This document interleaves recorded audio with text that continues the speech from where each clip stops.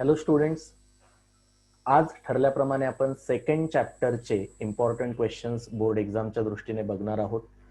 Physics मधल्या आपल्या second चॅप्टरचं नाव आहे mechanical properties of fluids. Board एक्झामला हा चॅप्टर 7 मार्कांसाठी आहे आणि आपण सीईटी मध्ये एक्सपेक्ट करतो त्याच प्रपोर्शन मध्ये, अर्थात 3 मार्क्स 50 मार्कच्या सीईटी एक्झाम मध्ये. आणि नीटला याच्यावरती 1 ते 2 क्वेश्चन्स विचारले जातात. अर्थात नीटचा सिलेबस हा थोडासा सीईटीच्या सिलेबस पेक्षा जास्त मोठा आहे. सीईटीच्या सिलेबस मधनं किंवा आपल्या बोर्डच्या सिलेबस मधनं यावर्षी महत्वाचे पार्ट्स लाईक बर्नॉलीज इक्वेशन हे रिमूव्ह केलेले आहेत, प्रेशरची कॉन्सेप्ट रिमूव्ह केलेली आहे. त्यामुळं बऱ्यापैकी या चॅप्टरचा अभ्यास प्रिसाईज पद्धतीने आपल्याला करता येईल. चॅप्टरचे सरळ सरळ 2 पार्ट्स पडतात. पहिला पार्ट आहे सरफेस टेन्शन, दुसरा पार्ट आहे विस्कॉसिटी. यातला सरफेस टेन्शन हा जो पार्ट आहे याची सुरुवात होते, आपण काही डेफिनेशन शिकतो, intermolecular forces, cohesive forces, adhesive forces, range of molecular attraction, surface film वगैरे वगैरे. आणि त्याच्या बेसिसवर, इंटरमॉलिक्युलर फोर्सेसच्या बेसिसवरती सरफेस टेन्शनची कॉन्सेप्ट एक्सप्लेन करा. Explain the concept of, explain the phenomenon of surface tension on the basis of intermolecular forces. हा पहिला प्रश्न आहे. ओके, 3 मॉलिक्युल्स घेऊन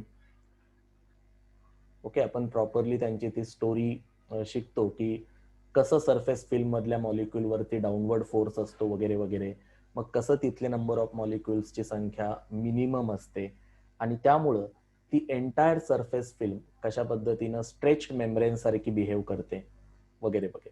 ओके, हा इम्पॉर्टंट क्वेश्चन आहे. आणि याच्या अगोदरच्या ज्या डेफिनेशन्स मी बोललो, range of molecular attraction, surface film, cohesive force, adhesive force, इथे कुठलाही प्रश्न 1 मार्कांसाठी सहजच आपल्याला विचारला जाऊ शकतो. यानंतर सरफेस टेन्शनची डेफिनेशन, युनिट डायमेन्शन्स. ओके, बघा, सरफेस टेन्शन चॅप्टर मध्ये बऱ्याच वेळेस हा इंटरेस्टिंग चॅप्टर आहे, छान चॅप्टर आहे, बरोबर आहे. आणि त्याच्यामुळे होतं काय, कधी कधी आपल्या त्या स्टोरीज सगळ्या सरफेस टेन्शनची, मग ती सोप बबलची असेल वगैरे, बरोबर आहे, शेत नांगरण्याची, जेवढ्या स्टोरीज वर्गात शिकवताना सांगितल्या जातात त्या सगळ्या आपल्या लक्षात राहतात. पण प्रिसाईज डेफिनेशन जी आहे सरफेस टेन्शनची, ओके, ती आपल्याला छान माहिती पाहिजे, बरोबर. एक्झॅक्ट डेफिनेशन की बाबा रे, हा फोर्स पर युनिट लेंथ आहे acting on imaginary line drawn in, acting perpendicular to imaginary line drawn in a free surface of liquid, बरोबर आहे. त्याचं युनिट न्यूटन पर मीटर, करस्पॉन्डिंग डायमेन्शन्स. यानंतर या चॅप्टर मध्ये डेरिवेशन आहे. सरफेस एनर्जी आणि surface tension यांना जोडणार. whenever we create a surface area dA, we have to perform work.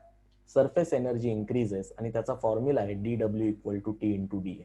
Open rectangular frame घेतो, त्याच्यावरती एक वायर आपण ठेवतो, बरोबर. इथे सोप फिल्म तयार करतो, छोटीशी डिस्प्लेसमेंट देतो, करेक्ट.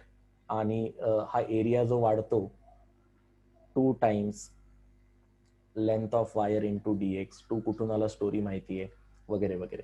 हे डेरिवेशन खूप वेळेस परीक्षेला विचारलं जातं आणि याच्यावरती maximum number of numerical problem surface टेन्शनचे डिपेंड्स आहेत. Maximum numerical problems.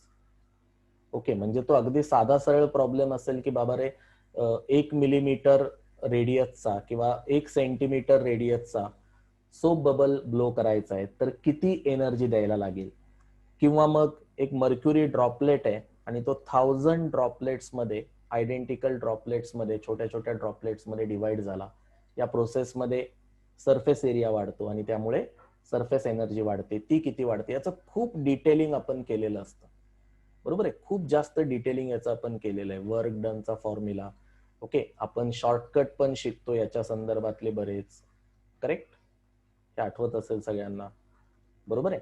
तर हे न्यूमेरिकल प्रॉब्लेम्स आणि बोर्डच्या एक्झामला असल्यामुळे मग ते proper step by step numerical problems तुम्हाला सोडवायला लागतात. या पार्टवरचे न्यूमेरिकल प्रॉब्लेम्स मी एक्झॅक्ट टेक्स्टबुक मधनं तुम्हाला नंबर सांगतो न्यूमेरिकल प्रॉब्लेम्सची. प्रॉब्लेम नंबर 21, प्रॉब्लेम नंबर 22, 23, हे सगळेच प्रॉब्लेम्स त्याच प्रकारचे. 22, 23 हे सगळे प्रॉब्लेम्स जे आहेत ना, 20 ते 23, हे सगळे सरफेस एनर्जीशी रिलेटेड न्यूमेरिकल प्रॉब्लेम्स आहेत. सो अनसॉल्व प्रॉब्लेम मध्ये इतकं महत्व दिलंय म्हणजे अर्थातच आणि यापूर्वी सुद्धा सरफेस टेन्शन खूप आधीपासून सिलेबसला आहे. ओके, सिलेबस बदललाय, पण तुम्हाला सांगू का, मी माझी 12वी 1997 ला दिली. ओके, आणि मी सीओईपीतनं पासआउट 2001 ला झालो. तर 97 पासनं हा सरफेस टेन्शन टॉपिक आहे का सिलेबसला आहे. सर्क्युलर मोशन, रोटेशनल, काय बदलणार आहे फिजिक्सचा सिलेबस. सो या मागच्या अनेक वर्षांपासून ज्यावेळेस हे पेपर्स मी बघतोय तर तुम्हाला कायम जाणवेल की हे प्रश्न तिथे आहेतच. ओके, की बाबा रे मर्क्युरीचे एका ड्रॉपचे मिलियन ड्रॉपलेट करतात, कधी 125 करतात, कधी 1000 करतात. पण हे खूप फेवरेट क्वेश्चन्स आहेत एक्झामिनरचे आणि ते विचारले जाणार. यानंतर अँगल ऑफ कॉन्टॅक्ट ही कॉन्सेप्ट आहे. ओके, अँगल ऑफ कॉन्टॅक्टच्या कॅरेक्टरिस्टिक्स हा एक आवडता प्रश्न आहे एक्झामिनरचा, characteristics of angle of contact. त्यानंतर अँगल ऑफ कॉन्टॅक्ट काही केसमध्ये अॅक्यूट असतो, काही केसमध्ये ऑप्ट्यूस असतो. हे मॉलिक्युलर फोर्सेसच्या बेसिसवरती एक्सप्लेन करा. आठवतंय ना, आपण ते प्रॉपर डायग्राम करून ते डेरिव्हेशन्स केलेले असतात, बरोबर. एक सॉलिड सरफेस आहे, त्याच्याबरोबर लिक्विड कॉन्टॅक्ट मध्ये आहे. करेक्ट, मी काही इथे शिकवत नाहीये, जस्ट हे महत्वाचे क्वेश्चन्स आहेत. हे आपण बोललेलो असतो शिकवताना, मात्र परत एकदा यांची आठवण करून देतो आणि मग आपण ते फोर्सेस दाखवतो. करेक्ट, ऍडेझिव्ह फोर्सेस, कोहेझिव्ह फोर्सेस, त्या दोघांचा रिझल्टंट, आणि मग डिपेंड करतं की हा रिझल्टंट सॉलिड मध्ये आहे की लिक्विड मध्ये, त्यावरनं तो सरफेस कॉन्केव्ह असेल की कॉन्व्हेक्स असेल. इम्पॉर्टंट पार्ट आहे. आणि मी ही बडबड करत असताना जर एखाद्याला हे आठवत नसेल, अरे सर कशाबद्दल बोलतायत नक्की, परत एकदा लेक्चर बघा, हा त्याच्यावरचा उपाय आहे. ओके नाही, बर, इम्पॉर्टंट क्वेश्चन आहे हा, की कधी तो सरफेस कॉन्केव्ह बनतो, कधी कॉन्व्हेक्स बनतो. त्यानंतर चॅप्टर मध्ये अर्थातच महत्वाची गोष्ट येते capillarity. Correct, explain capillarity on the basis of pressure theory. हा एक थेरॉटिकल प्रश्न बनेल आपल्याला. प्रेशर थेरीच्या बेसिसवरती कॅपिलॅरिटी एक्सप्लेन करा. करेक्ट, किंवा डेरिव्हेशन आहे मग कॅपिलरी मध्ये लिक्विडचा राईज आणि फॉल किती होतं, 2t cos θ upon r rho g, हा फॉर्म्युला, बरोबर. दोन प्रकारे डिराईव्ह करतो आणि माझं सजेशन आहे की तो फॉर्म्युला दोन्ही प्रकारचं डेरिव्हेशन तुम्हाला येत असलं पाहिजे. प्रत्येक डेरिव्हेशन मधनं काहीतरी कॉन्सेप्च्युअल क्लॅरिटी आपल्याला येते. h inversely proportional to r किंवा mass of liquid rise is directly proportional to radius of capillary. यामध्ये काही टिपिकल सिच्युएशन्स, ओके, एमसीक्यूज साठी, की बाबा रे इनसफिशियंट हाईटची कॅपिलरी असेल किंवा ऑर्बिटिंग सॅटेलाइट मध्ये कॅपिलरी एक्सपेरिमेंट केला, हे ठरलेले सगळ्या स्टोरेज आहेत, बरोबर आहे. तेच ते एक्झामला येत राहतात. आणि तुम्हाला, मला काही लोक विचारतायत की सर आम्ही आता बोर्डसाठी अभ्यास करतोय, तर मग एमएसटी सीईटीचा अभ्यास मागे पडेल का. अरे असं नाही करायचं. आपण हा जो बोर्डचा अभ्यास करतोय ना, पहिली गोष्ट सीईटीला वेगळा सिलेबस नाहीये, बरोबर आहे. आणि ह्या ज्या गोष्टी आहेत त्या नीटला सुद्धा आहेत, कॅपिलरी ऍक्शन नीटला सुद्धा आहे. सो बेसिकली तुम्ही जेव्हा बोर्डचा अभ्यास करता त्यावेळेस एंट्रन्सचाही अभ्यास पॅरलल मध्ये तुमचा होतच असतो. ओके, पहिली गोष्ट हा गैरसमज डोक्यातनं काढून टाका की आपला बोर्डचा करतोय म्हणजे एंट्रन्सचा अभ्यास होत नाही. हे तुम्हाला व्हॅल्यू ऍडिशनच काम करतं. इनफॅक्ट सगळा सिलेबस बोर्ड एक्झाममुळे तुमच्या डोळ्याखालनं जाणार आहे. ओके, तुम्ही सगळा सिलेबस रिवाइज करणार आहेत आणि मी तुम्हाला खात्रीनं सांगतो याचा एंट्रन्स परीक्षांना तुम्हाला फायदाच होतो, तोटा होत नाही. हे सगळे डेरिव्हेशन्स करताना परत एकदा त्या सगळ्या कॉन्सेप्ट वापरल्या जातात, बरोबर आहे. सो तुमचा एंट्रन्सचाच अभ्यास सुरू आहे असं बिंदास्त लक्षात घ्या. काही प्रश्नांकडे दुर्लक्ष होतं, जसं की सरफेस टेन्शनवरती कुठले फॅक्टर्स अफेक्ट करतात आणि कसे, बरोबर आहे. टेम्परेचरचा इफेक्ट होतो, करेक्ट, आणि टेम्परेचर वाढलं की सरफेस टेन्शन वाढतं. त्याच्यावरती एखादं सायंटिफिक रिझन विचारण्याची पण पद्धत आहे, जसं की कपडे धुण्यासाठी आपण कधी कधी गरम पाणी वापरतो, जास्त जिद्दी डाग असतील तर ते काढण्यासाठी, किंवा डिटर्जंट पावडरचा उपयोग आपण का करतो, कारण सरफेस टेन्शन, इनसोल्युबल इम्प्युरिटी, इम्प्युरिटीचा सरफेस टेन्शनवर काय परिणाम होतो, सोल्युबल इम्प्युरिटीचा काय होतो, इनसोल्युबल इम्प्युरिटीचा काय होतो, या अशासारखे प्रश्न परीक्षेमध्ये विचारले जातात. ओके, यानंतर चॅप्टर मध्ये विस्कॉसिटी हा जो सेकंड पार्ट आहे, सरफेस टेन्शनला वेगळं ट्रीट करा, वेगळं कन्सिडर करा, आणि हा जो सेकंड पार्ट आहे विस्कॉसिटी, त्याला वेगळं कन्सिडर करा. इथे सगळ्यात पहिल्यांदी लॅमिनार फ्लो आणि टर्ब्युलंट फ्लो यांचा डिफरन्स. तुम्ही टेक्स्टबुक मध्ये प्रॉपर त्यांनी 2 कॉलम करून असा छान डिफरन्स लिहून दिलाय.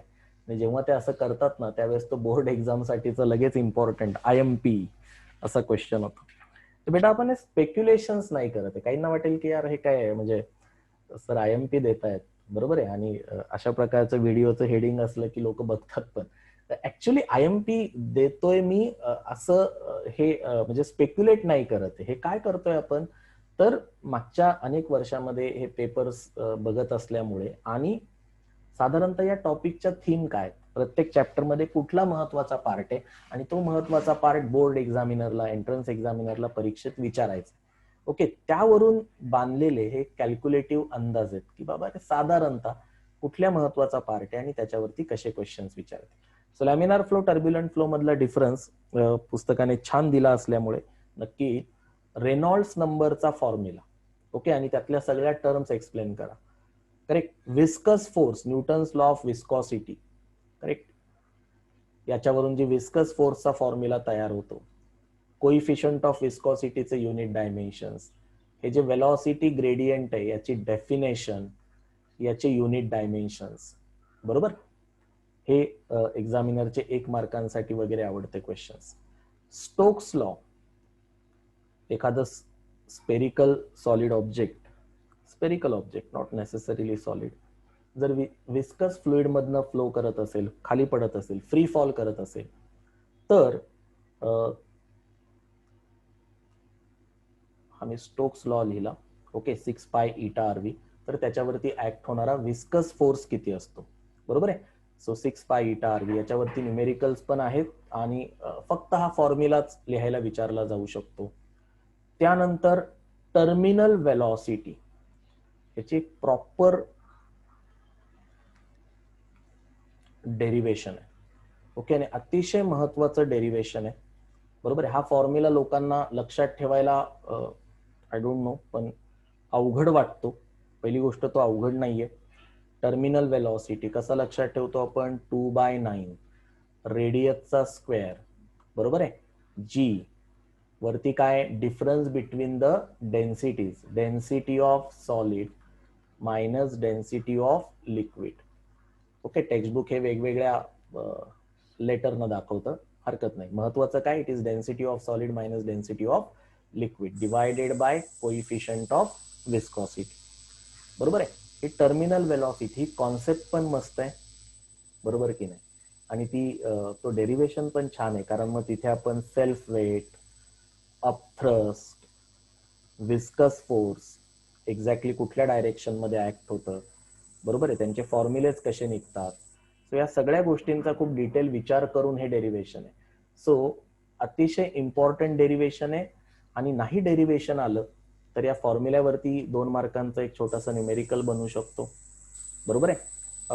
ही टर्मिनल वेलॉसिटी कोइफिशियंट ऑफ विस्कॉसिटीवर कशी डिपेंड आहे, ही रेडियसवर कशी डिपेंड आहे, किंवा ही टर्मिनल वेलॉसिटी सॉलिड आणि लिक्विडच्या डेन्सिटी डिफरन्सवर कशी डिपेंड आहे, बरोबर आहे. याच्यावरती भरपूर MCQज आपण सोडवलेत आणि हे MCQज सुद्धा महत्वाचे आहेत. बोर्ड एक्झामच नाही बोलते मी, इव्हन तुमच्या एंट्रन्स एक्झामच्या किंवा CETच्या दृष्टीने सुद्धा. यानंतर या चॅप्टर वरती जे न्यूमेरिकल प्रॉब्लेम्स आहेत, ओके, या पार्टमध्ये मी तुम्हाला आवर्जून सांगेल की क्वेश्चन नंबर 14 नीट करून जा. टर्मिनल वेलॉसिटीचा हा जो न्यूमेरिकल प्रॉब्लेम आहे, तिथे अनसॉल्ड सगळे सॉल्ड क्वेश्चन तुम्ही करालच, अनसॉल्ड मध्ये हा सोडवून जा की तिथे एअर बबल दिलाय आणि तो राईज होतो है ना लिक्विड मधनं, असं थोडीशी वेगळी गोष्ट आहे, करेक्ट. लेक्चर्स बघा, हा प्रॉब्लेम नक्की व्यवस्थित करा. त्यानंतर मला वाटतं की महत्वाचे जे न्यूमेरिकल्स याच्यामध्ये आहेत, हा viscosity, viscous force, Newton's law of विस्कॉसिटीशी रिलेटेड, बरोबर आहे, किंवा स्टोक्स लॉशी related numerical problems, problem number 12 आहे इथे, करेक्ट.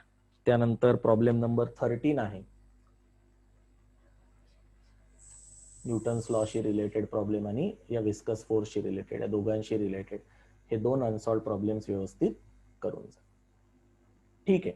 तर सगळ्यात जो अवघड स्टुडंट्सला वाटणारा पार्ट आहे, बर्नॉलीज इक्वेशन वगैरे, हा रिमूव्ह केलेला असल्यामुळे तसा हा चॅप्टरचा अभ्यास बऱ्यापैकी सुटसुटीत झालेला आहे. बरं, बोर्ड एक्झामच्या दृष्टीने किंवा एंट्रन्स एक्झामच्या दृष्टीने काही तुमच्या अडचणी असतील, नक्की मला कमेंट बॉक्समध्ये सांगा आणि त्याच्यावरती जे काही माझ्या बाजूने मला करता येईल ते नक्की करू.